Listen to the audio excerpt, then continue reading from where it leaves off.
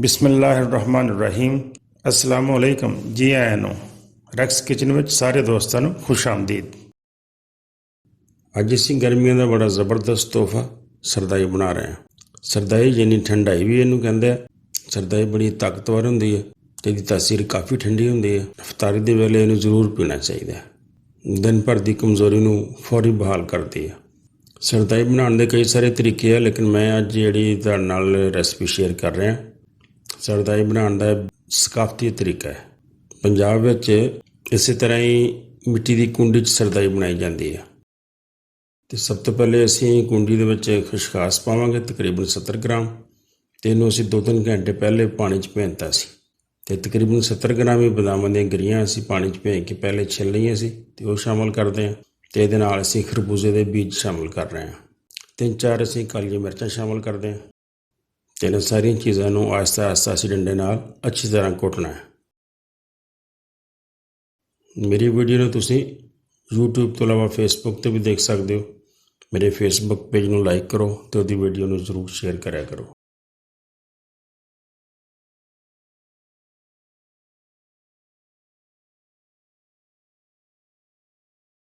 ਥੋੜ੍ਹਾ ਥੋੜ੍ਹਾ ਪਾਣੀ ਸ਼ਾਮਿਲ ਕਰਦੇ ਜਾਓ ਅਤੇ ਇਹਨੂੰ ਅੱਛੀ ਤਰ੍ਹਾਂ ਕੁੱਟਦੇ ਜਾਓ।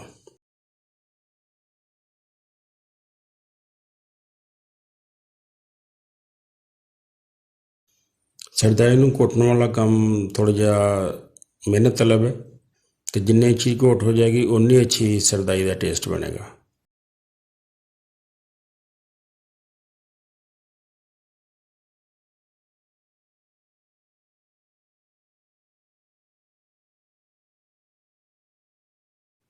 ਥੋੜ੍ਹਾ ਜਿਹਾ ਮਜ਼ੀਦ ਪਾਣੀ ਸ਼ਾਮਿਲ ਕਰ ਲਓ ਅਤੇ ਸਰਦਾਈ ਨੂੰ ਅੱਛੀ ਤਰ੍ਹਾਂ ਘੋਟੋ। ਸਰਦਾਈ ਨੂੰ ਕੁਛ ਲੋਕਾਂ ਨੇ ਮਿਕਸਰ ਦੇ ਵਿੱਚ ਪਾ ਕੇ ਵੀ ਗ੍ਰਾਈਂਡ ਕਰ ਲੈਂਦੇ ਆ, ਮਿਕਸਰ 'ਚ ਪਾ ਕੇ ਵੀ ਇਹਨੂੰ ਚੀਜ਼ਾਂ ਸਾਰੀਆਂ ਨੂੰ ਪੀ ਲੈਂਦੇ ਆ, ਲੇਕਿਨ ਉਹਦੇ ਨਾਲ ਇੰਨਾ ਅੱਛਾ ਟੇਸਟ ਨਹੀਂ ਬਣਦਾ। ਮਿੱਟੀ ਦੀ ਕੁੰਡੀ 'ਚ ਬਣਾਉਣ ਨਾਲ ਹੀ ਸਹੀ ਟੇਸਟ ਬਣਦਾ ਹੈ। ਮੈਨੂੰ ਤੁਸੀਂ ਇੰਸਟਾਗ੍ਰਾਮ 'ਤੇ ਵੀ ਫੋਲੋ ਕਰ ਸਕਦੇ ਹੋ। ਤੇਰੀ ਸਰਦਾਈ ਤਕਰੀਬਨ ਘੋਟ ਹੋ ਗਈ ਹੈ। ਹੁਣ ਅਸੀਂ ਥੋੜ੍ਹਾ ਜਿਹਾ ਡੰਡੇ 'ਤੇ ਪਾਣੀ ਪਾ ਕੇ ਡੰਡੇ ਨੂੰ ਸਾਫ਼ ਕਰ ਲੈਂਦੇ ਹਾਂ, ਅਤੇ ਉਸ ਤੋਂ ਬਾਅਦ ਅਸੀਂ ਕੁੰਡੀ 'ਚ ਮਜ਼ੀਦ ਪਾਣੀ ਪਾ ਲੈਂਦੇ ਹਾਂ। ਪਾਣੀ ਦੀ ਮਿਕਦਾਰ ਤੁਸੀਂ ਵਧਾ ਵੀ ਸਕਦੇ ਹੋ, ਘਟਾ ਵੀ ਸਕਦੇ ਹੋ। ਜਿੰਨੀ ਤੁਸੀਂ ਪਤਲੀ ਰੱਖਣਾ ਚਾਹੁੰਦੇ ਹੋ ਉਨਾ ਕੁ ਪਾਣੀ ਤੁਸੀਂ ਸ਼ਾਮਿਲ ਕਰ ਲਓ।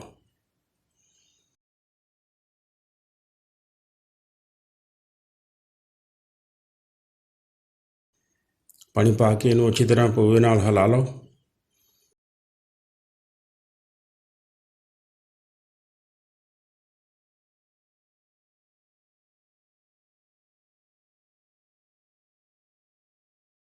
ਅਤੇ ਹੁਣ ਅਸੀਂ ਇਹਨੂੰ ਕਿਸੇ ਬਾਰੀਕ ਮਲਮਲ ਦੇ ਕੱਪੜੇ ਨਾਲ ਪੁਣ ਲੈਂਦੇ ਹਾਂ।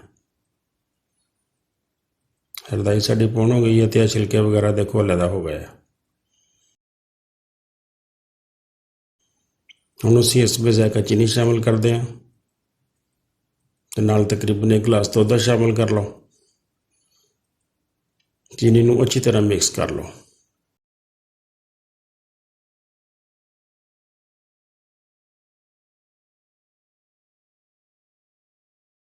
ਜਿਹੜੇ ਦੋਸਤ ਮੇਰੇ ਚੈਨਲ 'ਤੇ ਪਹਿਲੀ ਦਫਾ ਆਏ ਆ ਅਤੇ ਉਹਨਾਂ ਨੇ ਮੇਰੇ ਚੈਨਲ ਨੂੰ ਸਬਸਕ੍ਰਾਈਬ ਨਹੀਂ ਕੀਤਾ, ਤਾਂ ਬਰਾਏ ਮਿਹਰਬਾਨੀ ਮੇਰੇ ਚੈਨਲ ਦਾ ਖਿਆਲ ਰੱਖੋ ਅਤੇ ਉਹਨੂੰ ਸਬਸਕ੍ਰਾਈਬ ਜ਼ਰੂਰ ਕਰ ਲਓ।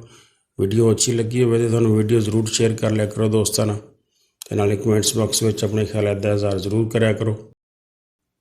ਚੀਨੀ ਮਿਕਸ ਹੋਣ ਤੋਂ ਬਾਅਦ ਅਸੀਂ ਥੋੜ੍ਹੀ ਜਿਹੀ ਬਰਫ਼ ਸ਼ਾਮਿਲ ਕਰਦੇ ਹਾਂ ਤਾਂ ਕਿ ਅਸੀਂ ਇਹਨੂੰ ਠੰਡਾ ਕਰ ਲਈਏ।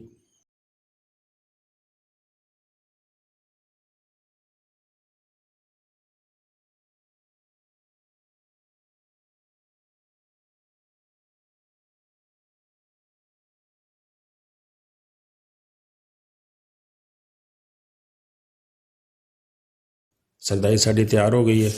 ਇਹਨੂੰ ਗਲਾਸਾਂ 'ਚ ਪਾਓ ਅਤੇ ਸਰਵ ਕਰੋ।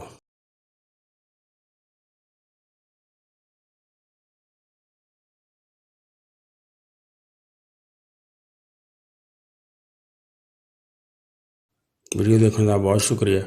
अस्सलाम वालेकुम।